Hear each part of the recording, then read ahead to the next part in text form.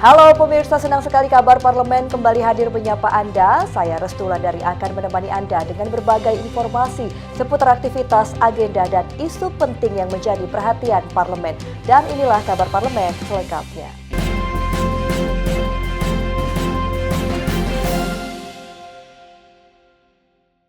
Kita awali kabar parlemen dengan informasi dari Komisi 10 pemirsa. Wakil Ketua Komisi 10 DPR, Lalu Hadrian Irvani, menyayangkan sikap seorang WNI penerima beasiswa LPDP yang dinilai menunjukkan kebanggaan terhadap kewarganegaraan asing. Menurutnya, penerima beasiswa negara seharusnya menjadi duta bangsa dengan membawa nilai etika dan budaya Indonesia di kancah internasional. Negara Inggris. Dan yang kedua, kita buka ya. Wakil Ketua Komisi 10 DPR RI Lalu Hadrian Irvani menyayangkan sikap seorang warga negara Indonesia penerima beasiswa LPDP yang justru menunjukkan kebanggaan terhadap kewarganegaraan asing. Menurut Lalu, penerima beasiswa yang dibiayai oleh negara seharusnya menjadi duta bangsa yang membawa nilai etika dan budaya Indonesia di kancah internasional. Pernyataan ini disampaikan menyusul sorotan publik di media sosial terhadap alumnus LPDP Dwisa Setianing Tias yang menuai kritik karena mengaku bangga anaknya memperoleh kewarganegaraan asing. Lalu Hadrian menilai sikap tersebut bertolak belakang dengan semangat pengabdian kepada tanah air. Oleh karena itu, legislator dari fraksi PKB ini mendesak LPDP melakukan evaluasi menyeluruh, mulai dari rekrutmen, kontrak hingga penguatan nilai kebangsaan agar dana pendidikan benar-benar memberi dampak bagi pembangunan nasional. Kami tentu sangat menyayangkan pernyataan tersebut yang seharusnya penerima LPDP menjadi duta bangsa di negara tujuan. Penerima LPDP harus mampu memperkenalkan Indonesia, memperkenalkan adab, budaya, etika, sopan santun yang menjadi kekayaan bangsa dan negara Indonesia. Yang kedua, tentu kami meminta kepada LPDP untuk melakukan evaluasi, mulai dari rekrutmen, evaluasi kontrak, penanaman integritas, penanaman paham kebangsaan keindonesiaan kepada seluruh peserta penerima beasiswa negara atau beasiswa LPDP ini. Yang ketiga, tentu kami mengusulkan agar mekanisme rekrutmen, kemudian kebutuhan disesuaikan dengan ketersediaan, pekerjaan, dan keberlangsungan yang ada di negara kita. Dari Jakarta, Natasha Alko-Ade Chandra, Berita Nasional TV. Kabar selanjutnya pemirsa, Wakil Ketua DPR RI Sufmi Dasko Ahmad menegaskan pemutusan hubungan kerja di lingkungan perusahaan produsen mie sedap dihentikan setelah DPR melakukan koordinasi langsung dengan manajemen perusahaan. Dasko menilai langkah PHK pada momentum Ramadan dan menjelang Idul Fitri merupakan kebijakan yang tidak semestinya dilakukan. Owner dari mie sedap dan pihak mie sedap berjanji. Ramadan seharusnya menjadi momen penuh ketenangan, justru diwarnai kabar kurang sedap dari dunia industri. Informasi soal dugaan PHK ratusan pekerja PT Karunia Alam Segar, produsen mie sedap, cepat menyebar dan memicu perhatian publik. Menanggapi hal ini, DPR RI langsung bergerak melakukan komunikasi dengan pihak perusahaan untuk memastikan kejelasan informasi sekaligus melindungi para pekerja. Wakil Ketua DPR RI Sufmi Dasko Ahmad di Kompleks Senayan, Jakarta pada Senin 23 Februari 2026 menyatakan sudah menerima aspirasi pekerja PT Karunia Alam Segar, produsen mie sedap, terkait kebijakan pemutusan hubungan kerja. Setelah berkoordinasi dengan pihak perusahaan di Jawa Timur, DPR memastikan perusahaan sepakat menyetop PHK yang baru-baru ini terjadi dan berjanji tidak akan kembali melakukan PHK. Dasko menegaskan kebijakan tersebut seharusnya tidak terjadi, terlebih di momen Ramadan dan menjelang Idul Fitri. Pihak DPR RI telah menerima aspirasi dari pekerja mie sedap dan tadi kami sudah melakukan koordinasi dengan pihak mie sedap dan didapatkan hasil bahwa pihak mie sedap akan segera menstop PHK yang terjadi dan pihak mie sedap juga berjanji tidak akan ada PHK di mie sedap lagi. Dan ini adalah hal yang menurut kami seharusnya tidak terjadi pada saat puasa dan menjelang Lebaran, sehingga tadi sepakat pihak mie sedap untuk menstop PHK. Demikian.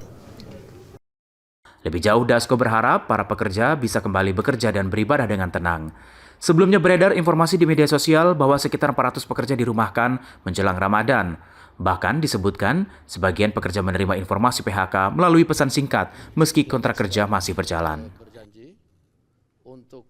Dari Jakarta, Rias Audis, Satria, Berita Nasional TV. Masih dari Wakil Ketua DPR RI Sufmi Dasko Ahmad yang merespon rencana impor mobil pickup dari India untuk operasional Koperasi Desa Merah Putih. DPR meminta pemerintah menunda rencana tersebut hingga Presiden Prabowo Subianto kembali ke tanah air. Wakil Ketua DPR RI Sufmi Dasko Ahmad mengatakan, ia telah menyampaikan pesan tersebut kepada pemerintah. Dasko juga berharap setelah Presiden Prabowo Subianto kembali ke tanah air, akan membahas secara detail rencana impor tersebut dan meminta pendapat berbagai pihak serta mengkalkulasi kesiapan perusahaan dalam negeri terkait rencana impor tersebut. Jadi rencana untuk impor 105.000 mobil pickup dari India, saya sudah menyampaikan pesan kepada pemerintah untuk rencana tersebut ditunda dulu, mengingat Presiden masih di luar negeri.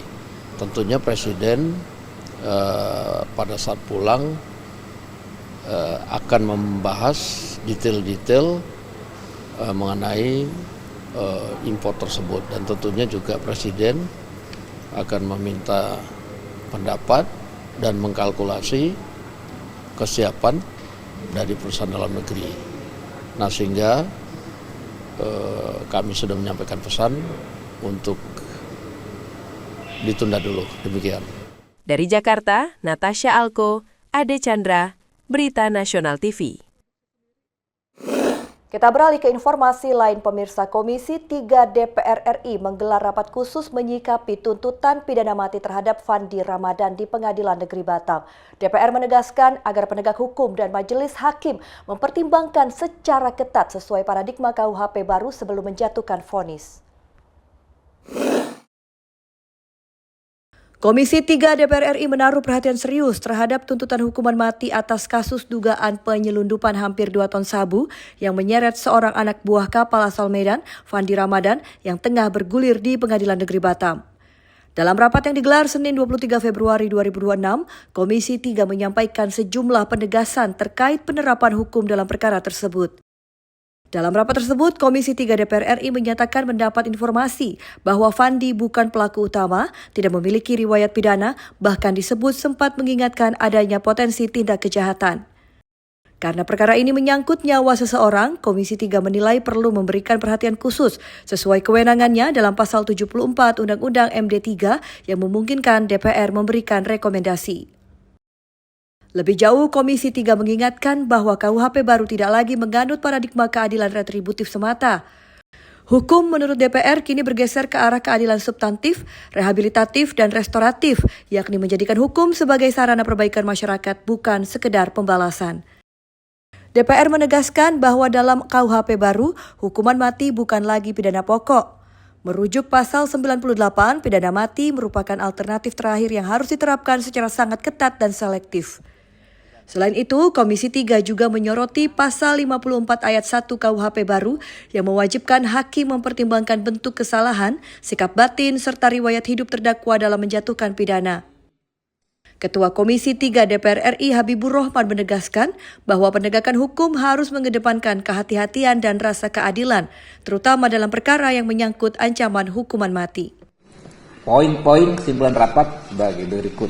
Dengan ini, Komisi 3 DPR RI menegaskan 1. Komisi 3 DPR RI mengingatkan pada penegak hukum, termasuk majelis hakim dalam perkara Fandi Ramadan di Pengadilan Negeri Batam, bahwa pada dasarnya KUHP baru tidak lagi berparadigma keadilan retributif yang menjadikan hukum sekedar sebagai alat pembalasan, tetapi bergeser menjadi keadilan substantif, keadilan rehabilitatif dan restoratif, yakni hukum sebagai alat perbaikan masyarakat.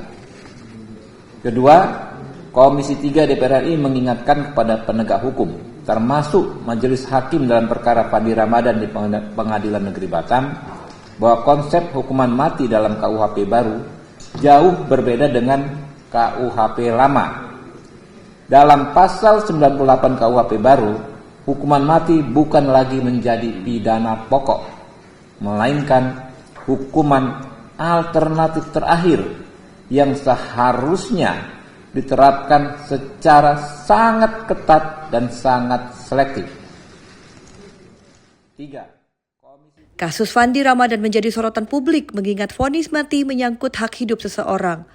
Komisi 3 memastikan akan terus mengawal proses hukum agar berjalan adil, objektif, dan sesuai prinsip hukum yang berlaku. Mahendra Dewananta, Ade Chandra, Berita Nasional TV. Ya, dan sebagai tindak lanjut pemirsa, Komisi 3 DPR RI kembali menggelar rapat dengar pendapat umum dengan keluarga anak buah kapal asal Batam Fandi Ramadan bersama kuasa hukumnya Hotman Paris Hutapea pada Kamis 26 Februari 2026. Agenda rapat difokuskan pada penanganan hukum yang menjerat Fandi dengan hukuman pidana mati. Sama sekali tidak bisa Komisi 3 DPR RI menggelar rapat dengar pendapat umum atau RDPU dengan keluarga anak buah kapal atau ABK asal Batam, Fandi Ramadan bersama kuasa hukumnya Hotman Paris Hutapea. Agenda rapat difokuskan penanganan hukum menjerat Fandi dengan hukum pidana mati. RDPU digelar di Kompleks Parlemen Senayan, Jakarta pada Kamis 26 Februari 2026. Rapat ini menjadi forum bagi keluarga menyampaikan keberatan atas proses hukum yang dinilai belum memberikan rasa keadilan. Di sini, anggota Dewan menyoroti aspek perlindungan warga negara Indonesia, khususnya pekerja migran sektor kelautan yang kerap menghadapi risiko hukum di luar yurisdiksi nasional. Dalam paparannya, Hotman Paris menegaskan sejumlah kejanggalan proses peradilan yang dijalani Fandi Ramadan. Hotman Paris meminta negara hadir melalui jalur diplomasi maupun pendampingan hukum guna memastikan seluruh hak hukum Fandi terpenuhi. Ketua Komisi 3 DPR RI Habibur Rahman selaku pimpinan rapat menyatakan akan menindaklanjuti aspirasi dengan memanggil kementerian dan lembaga terkait, termasuk Kementerian Luar Negeri, serta instansi penegak hukum guna mendapatkan gambaran utuh mengenai status hukum Fandi dan langkah diplomatik yang sudah ditempuh. Silakan. Saya hanya bisa memohon kepada Bapak yang mulia, Bapak Presiden, bantulah anak saya, bantulah saya. Saya nggak bisa apa-apa, saya orang yang lemah, saya orang yang teraniaya.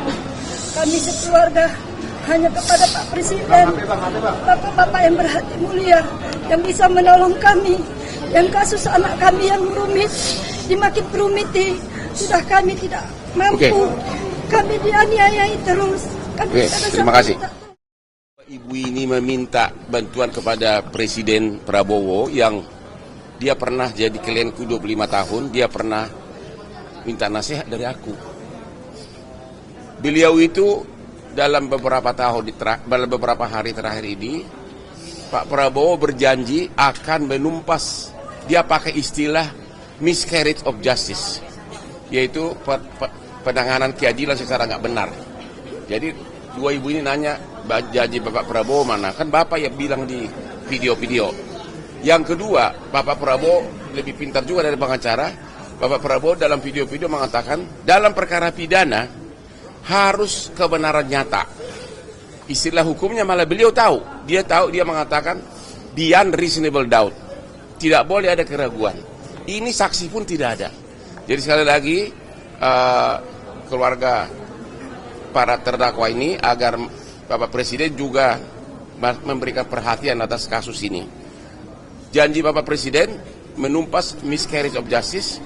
Janji Bapak Presiden yang mengatakan pidana harus beyond reasonable doubt, tidak boleh ada keraguan-keraguan. Terima kasih. Sebagai informasi, Fandi Ramadan merupakan salah satu ABK kapal Sea Dragon terdakwa dituntut hukuman mati kasus penyelundupan hampir 2 ton sabu. Tuntutan dibacakan Jaksa Penuntut Umum dalam persidangan di Pengadilan Negeri Batam pada Kamis 5 Februari 2026. Dalam kasus ini, 6 terdakwa dituntut hukuman mati, terdiri dari 2 warga negara Thailand yakni Werapat Pongwan dan Terapong Lekpra Dube. Kemudian warga negara Indonesia adalah Fandi Ramadan, Richard Halomoan, Leo Chandra Samosir, dan Hasi Holland Samosir. Ade Chandra, Natasha Alko, Berita Nasional TV. Udah itu, si Fandi disuruh lagi mencopoti bendera. Dibantah bikin anak saya lagi, Pak. Kenapa dicopot lagi benderanya, Kep? Apa nanti nggak bermasalah setahu saya? Informasi seputar pembahasan rancangan undang-undang di parlemen akan kami hadirkan usai jeda. Kabar Parlemen segera kembali.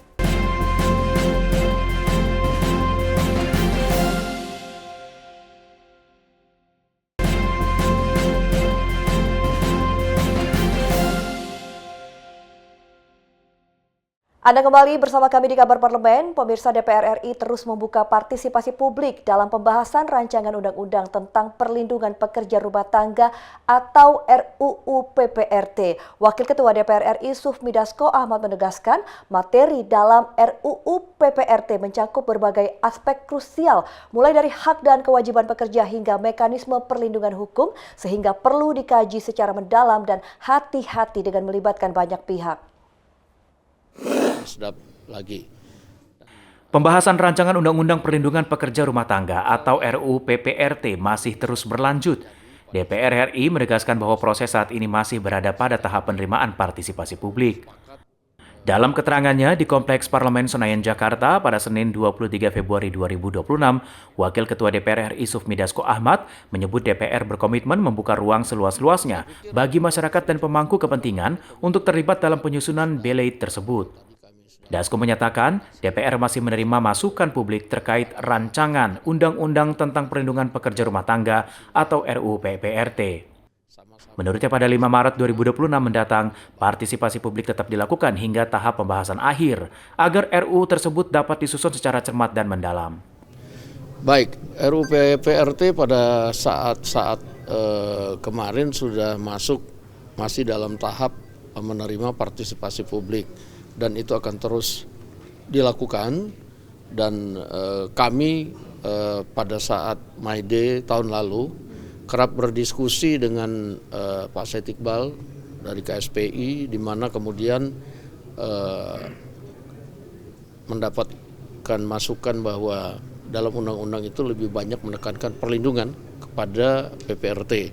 Nah, sehingga itu yang digodok dan insya Allah mulai tanggal 5 Maret nanti partisipasi publiknya akan terus dilakukan dan sampai dengan dilakukan pembahasan-pembahasan sampai dengan selesai. Dan saya pikir karena undang-undang PPRT ini juga meliputi berbagai aspek yang mesti diperhatikan sehingga partisipasi publiknya harus banyak dan kemudian dikaji dengan mendalam dan pembahasannya dengan cermat. Demikian.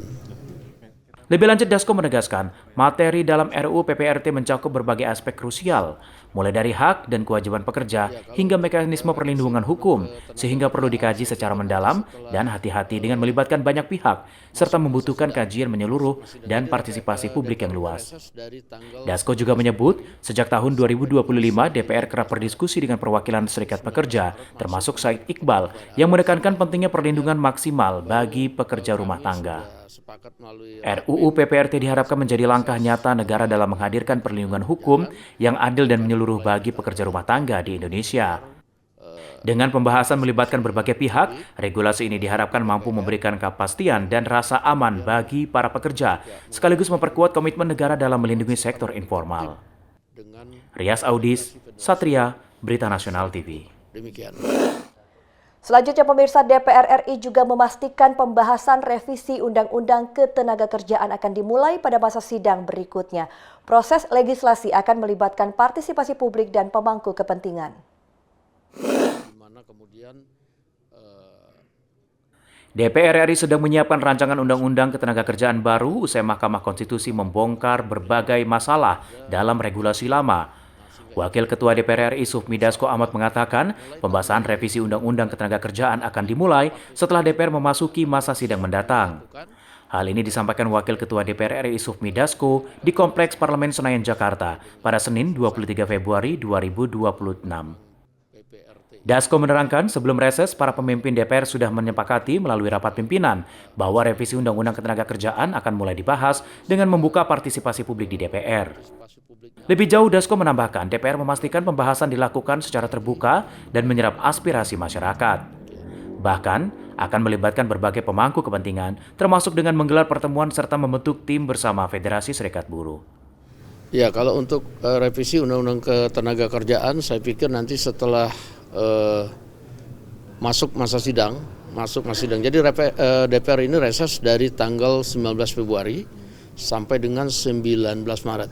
Nah, nanti 19 Maret masuk, kemudian kepotong Lebaran. Setelah itu kemudian baru kami sudah sepakat melalui Rapim kemarin sebelum reses bahwa Undang-Undang Ketenagakerjaan akan mulai kita jalankan dengan menggelar partisipasi publik di DPR dan kemudian juga mengadakan pertemuan-pertemuan serta membentuk tim dengan federasi-federasi serikat buruh. Demikian. Saat ini DPR menjalani masa reses hingga pertengahan Maret 2026. Setelah masa reses berakhir dan memasuki masa sidang baru, pembahasan awal akan segera dijalankan. Dari Jakarta, Rias Audis, Satria, Berita Nasional TV. Ya, sementara itu pemirsa, DPR RI melalui Komisi 3 mulai menyusun draft naskah akademik rancangan undang-undang tentang perampasan aset. Proses ini akan melibatkan partisipasi publik sebelum memasuki tahap pembahasan. Selanjutnya Pak ya, untuk revisi UU Ketenagakerjaan ini apa Pak? Komisi 3 DPR RI mulai melakukan penyusunan draft naskah akademik rancangan undang-undang atau RUU perampasan aset.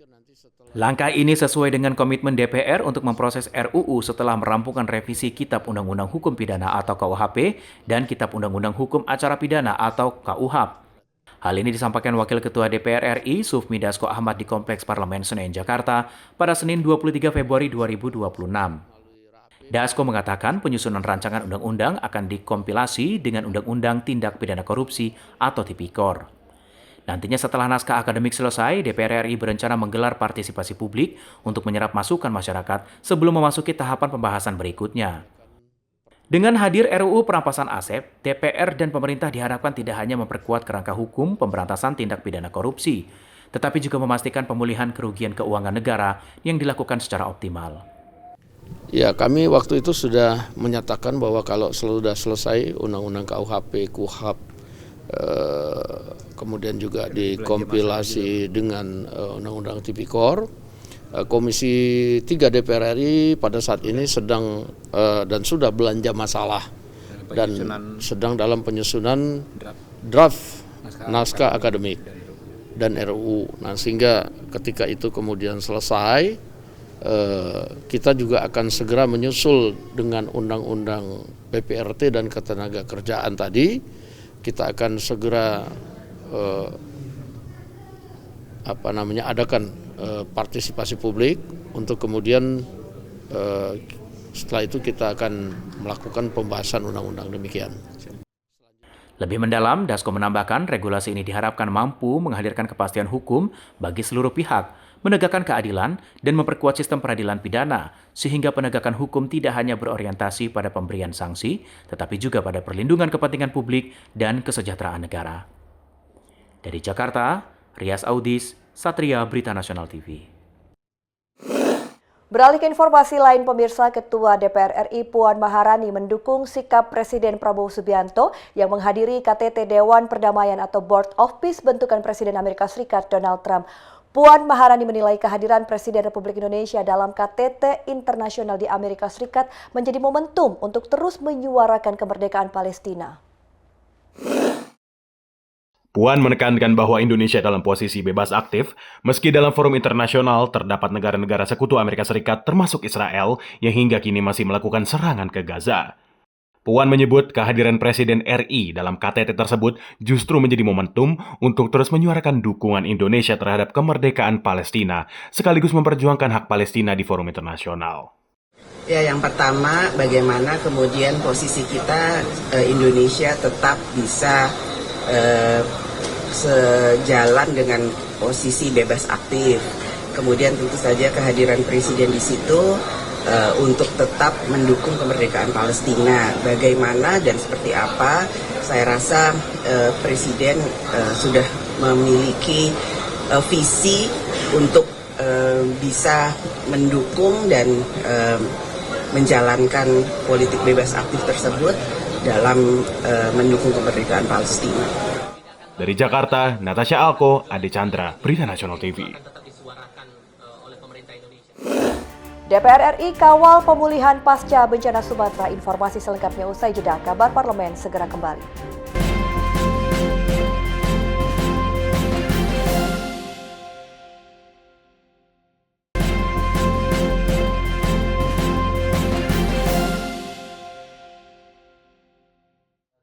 Anda kembali bersama kami di Kabar Parlemen. Pemirsa, Dewan Perwakilan Rakyat dan Pemerintah menggelar rapat koordinasi pemulihan pasca bencana Sumatera di ruang Pustaka Loka Gedung Nusantara 4 Kompleks Parlemen Senayan, Jakarta. Rapat dipimpin Wakil Ketua DPR RI Sufmi Dasko Ahmad.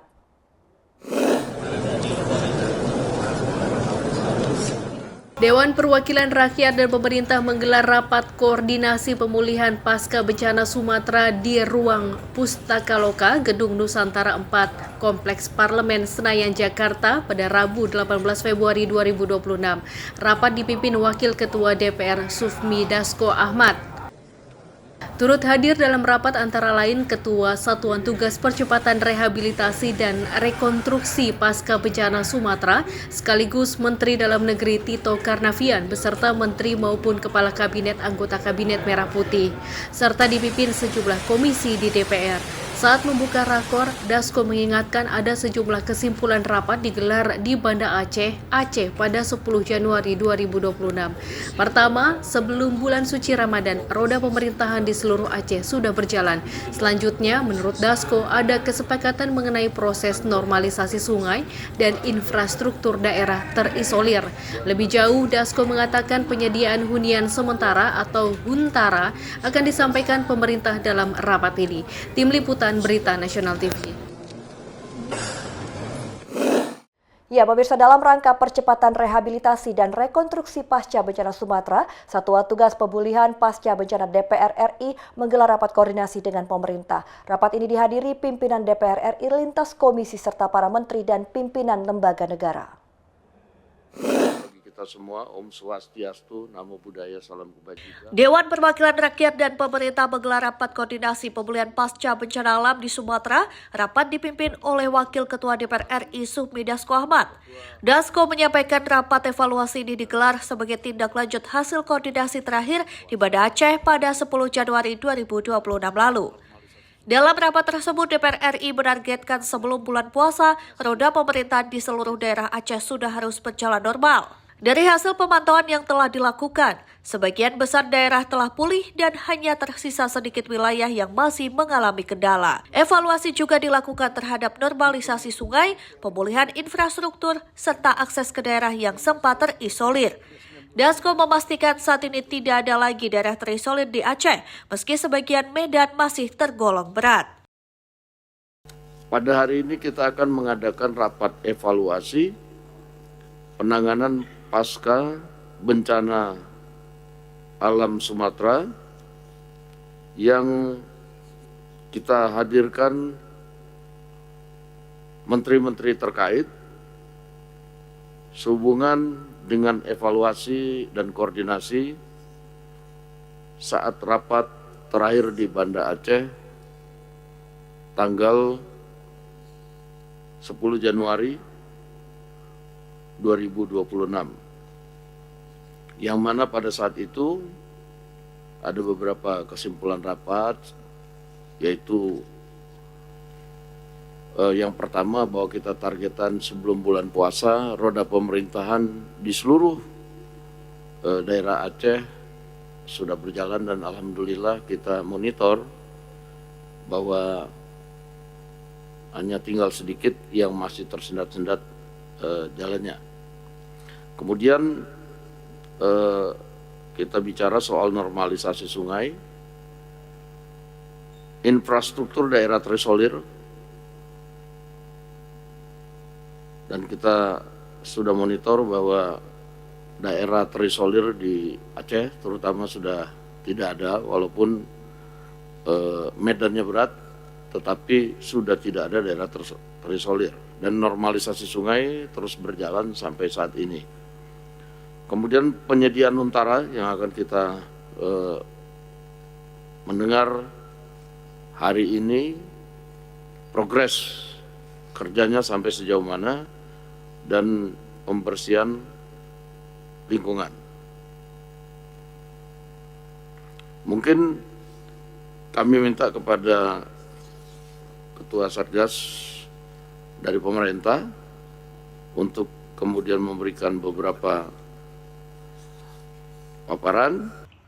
Dari Jakarta, Natasha Alko, Ade Chandra, Berita Nasional TV. Pemerintah menyampaikan progres terkini penanganan pasca bencana di Aceh Tamiang. Menteri Dalam Negeri sekaligus Ketua Satuan Tugas Percepatan Rehabilitasi dan Rekonstruksi Pasca Bencana Sumatera Tito Karnavian menyampaikan pemulihan di Kabupaten Aceh Tamiang terus digenjot. Bagi kita semua, Om Swastiastu, Namo Buddhaya, Salam Kebajikan. Menteri Dalam Negeri sekaligus Ketua Satgas Percepatan Rehabilitasi dan Rekonstruksi Pasca Bencana Sumatera Tito Karnavian menyampaikan, pemerintahan Aceh Tamiang yang sempat lumpuh akibat lumpur di 47 kantor kini sudah dibersihkan dan kembali beroperasi meski belum sepenuhnya normal. Tito mengatakan saat ini Aceh Tamiang menjadi satu-satunya daerah yang masih dalam proses pemulihan penuh, sementara 51 daerah lainnya telah berjalan normal. Ia juga menjelaskan sejumlah puskesmas telah beroperasi, namun masih memerlukan dukungan dari pemerintah. Lalu akses jalan nasional hingga desa dinyatakan relatif baik, termasuk perbaikan jembatan, pasokan BBM, listrik, internet, dan LPG tersedia, sementara kendala air bersih diatasi melalui sumur bor. Pemerintah juga terus melakukan normalisasi sungai di Aceh Tamiang dengan mengerahkan satgas khusus untuk membersihkan sedimen. Dari Jakarta, Natasha Alko, Ade Chandra, Berita Nasional TV. Ya, Wakil Ketua DPR sekaligus Ketua Satgas Pemulihan Pasca Bencana DPR Sufmi Dasko Ahmad meminta pemerintah untuk memperbolehkan bantuan dari diaspora warga negara Indonesia yang tinggal di Malaysia untuk disalurkan kepada masyarakat terdampak bencana di Sumatera. Dasko juga meminta Satgas Percepatan Rehabilitasi dan Rekonstruksi Pasca Bencana Sumatera pemerintah untuk berkoordinasi dengan Bea Cukai mengenai persoalan tersebut. Wakil Ketua DPR RI Sufmi Dasko Ahmad meminta pemerintah memperbolehkan bantuan dari diaspora warga negara Indonesia atau WNI yang tinggal di Malaysia untuk disalurkan kepada masyarakat terdampak bencana Sumatera. Menurut Dasko yang juga merupakan Ketua Satgas Pemulihan Pasca Bencana DPR, bantuan bisa diberikan kepada masyarakat khususnya terkait dengan momen menjelang bulan puasa dan Idul Fitri. Dasko juga meminta Satgas Percepatan Rehabilitasi dan Rekonstruksi Pasca Bencana Sumatera untuk berkoordinasi dengan Bea Cukai terkait persoalan tersebut. Ia juga meminta agar nilai bantuan yang disalurkan tidak dikurangi. Hal itu disampaikan Dasko saat memimpin rapat bersama pemerintah di Kompleks Parlemen Jakarta Rabu 18 Februari 2026. Lebih lanjut, Dasko menilai Kementerian Keuangan tidak akan terlalu keberatan terkait masuknya barang-barang bantuan tersebut. Namun ia menegaskan penyaluran bantuan harus diawasi secara ketat hingga tiba di lokasi pengungsian. Karena ini kan namanya sumbangan dan hanya satu kali dan jumlahnya juga tidak akan mengganggu. Jadi saya pikir mungkin Pak Mendagri kita bisa realisasikan secepatnya supaya barang-barang ini bisa masuk dan diawasi dengan ketat langsung ke pengungsian-pengungsian dalam rangka menyambut puasa dan Hari Raya Lebaran. Begitu ya Pak ya? Pak Menteri Pertanian. Dari Jakarta, Natasha Alko, Ade Chandra, Berita Nasional TV. Wakil Ketua DPR RI Sufmi Dasko Ahmad hadiri silaturahmi tokoh politik. Informasi selengkapnya usai jeda kabar parlemen segera kembali.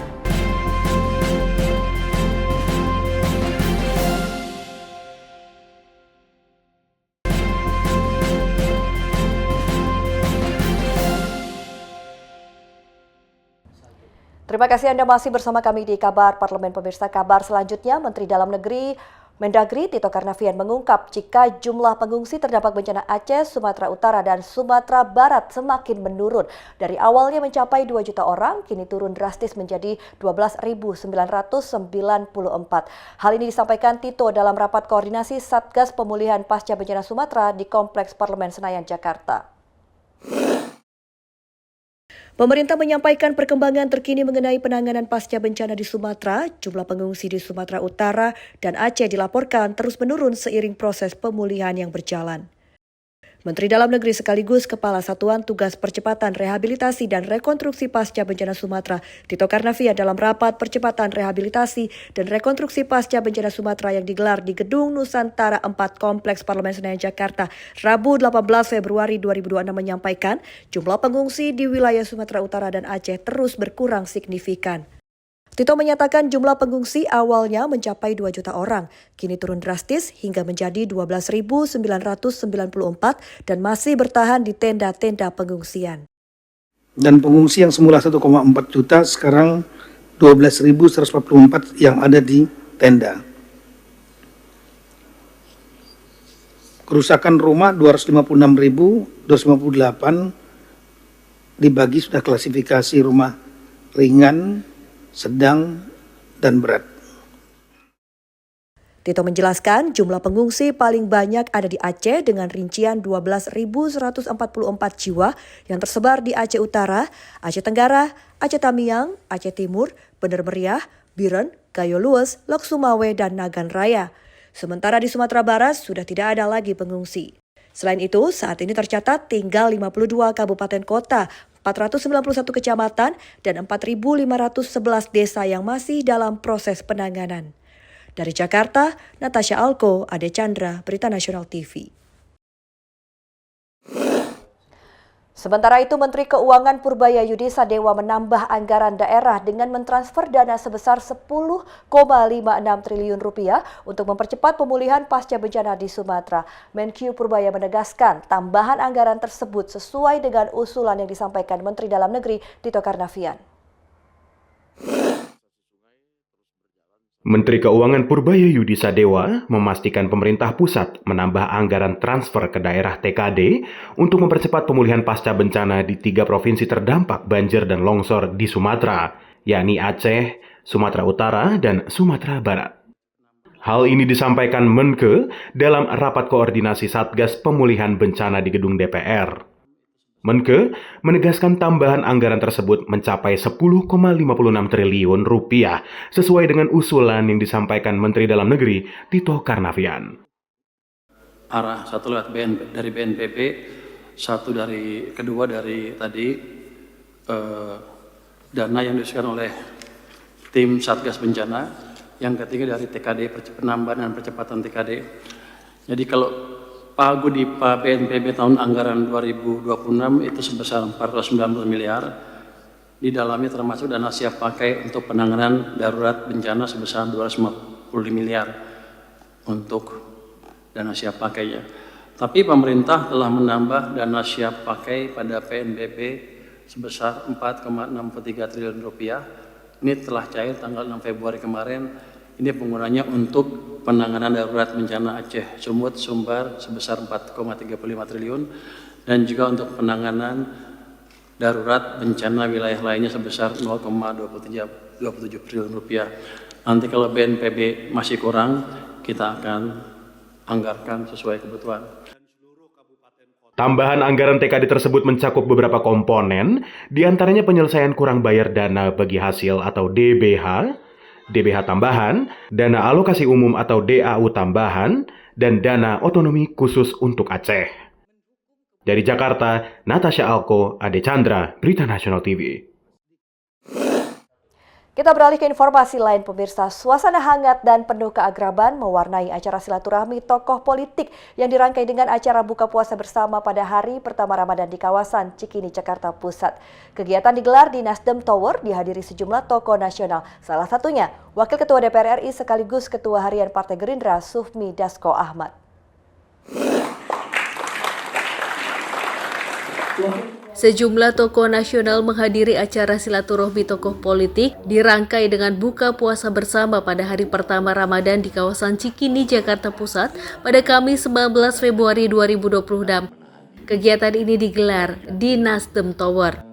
Di antaranya yang hadir adalah Wakil Presiden Indonesia ke-10 dan ke-12 Yusuf Kala. Silaturahmi ini juga dihadiri sejumlah menteri di Kabinet Merah Putih dan pimpinan Dewan Perwakilan Rakyat serta pimpinan partai.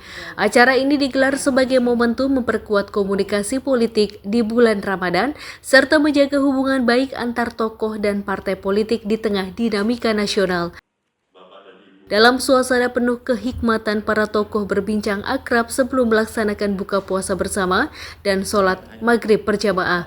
Wakil Ketua DPR RI yang juga Ketua Harian DPP Gerindra, Sufmi Dasko Ahmad menyebut buka puasa bersama sebagai silaturahmi bukan hanya sekedar menahan lapar dan dahaga. Kalau buka puasa selain memang kewajiban umat muslim, kalau puasa kan harus buka puasa kan.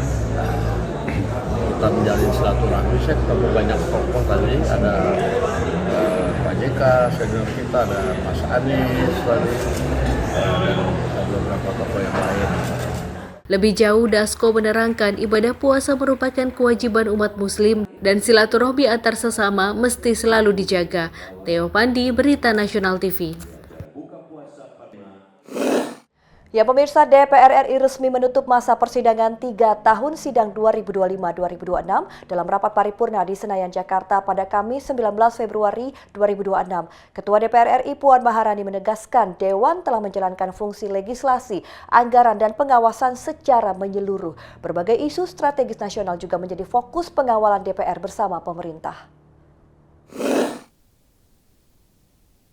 Rapat Paripurna DPR RI ke-14 penutupan masa persidangan 3 tahun sidang 2025-2026 digelar di ruang rapat paripurna Kompleks Parlemen Senayan, Jakarta Pusat, Kamis 19 Februari 2026. Ketua DPR RI Puan Maharani memimpin rapat paripurna didampingi pimpinan DPR lainnya, yakni Wakil Ketua DPR Saan Mustopa, Cucun Ahmad Syamsurizal, Sufmi Dasko Ahmad, dan Sari Yuliati. Dalam pidato penutupan masa sidang DPR, Ketua DPR RI Puan Maharani menjelaskan kinerja Dewan sesuai fungsi-fungsi DPR, mulai dari legislasi, anggaran, hingga pengawasan. Sidang Dewan yang terhormat, DPR RI melalui Badan Legislasi sedang melakukan evaluasi terhadap program legislasi nasional untuk memastikan undang-undang yang akan dibentuk selaras dengan kebutuhan hukum nasional serta aspirasi dan kebutuhan pembangunan. Beberapa rancangan undang-undang yang sedang dalam tahap penyusunan oleh DPR RI diantaranya adalah rancangan undang-undang tentang pangan, rancangan undang-undang tentang sistem pendidikan nasional, rancangan undang-undang tentang ketenagakerjaan, dan rancangan undang-undang tentang pengelolaan keuangan haji. Selain itu, DPR RI pada masa persidangan ini juga sedang melakukan pembahasan rancangan undang-undang tentang perubahan atas Undang-Undang Nomor 4 Tahun 2023 tentang pengembangan dan penguatan sektor keuangan dalam rangka menjalankan putusan Mahkamah Konstitusi. Menurut Puan, penyelesaian pembentukan suatu undang-undang merupakan hasil kerja konstitusional bersama antara DPR RI dan pemerintah. Sebuah komitmen politik yang tidak hanya administratif, tetapi moral dan kenegaraan. Komitmen politik bersama antara DPR RI dan pemerintah untuk dapat mewujudkan ketertiban umum, memperluas kesejahteraan rakyat, membatasi kewenangan aparatur negara secara proporsional, serta melindungi kepentingan rakyat secara adil dan berkeadaban. Sementara dalam fungsi anggaran, Puan mengatakan alat kelengkapan DPR RI, komisi dan badan terkait bersama mitra kerja telah membahas evaluasi terhadap pelaksanaan APBN tahun anggaran 2025.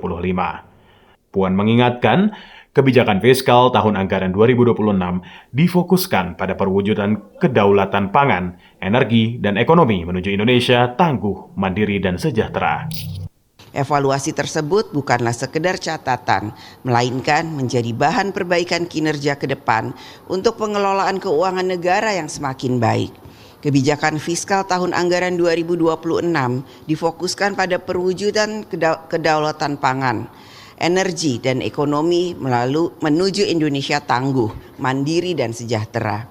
Pelaksanaan APBN tahun anggaran 2026 harus dapat menjawab kebutuhan masyarakat, meningkatkan kualitas pelayanan publik, serta mempercepat pembangunan sehingga manfaatnya dapat dirasakan oleh rakyat. Pada masa persidangan ini, Puan juga menyebut DPR RI bersama pemerintah telah melakukan pembahasan terkait permasalahan penonaktifan BPJS penerima bantuan iuran, PBI, dan menghasilkan kesepakatan. Kesepakatan tersebut yakni agar pemerintah memaksimalkan anggaran yang sudah dialokasikan dalam APBN secara tepat sasaran dengan data yang akurat. Pemerintah juga diminta melakukan pengecekan dan pemutakhiran desil dengan data pembanding terbaru.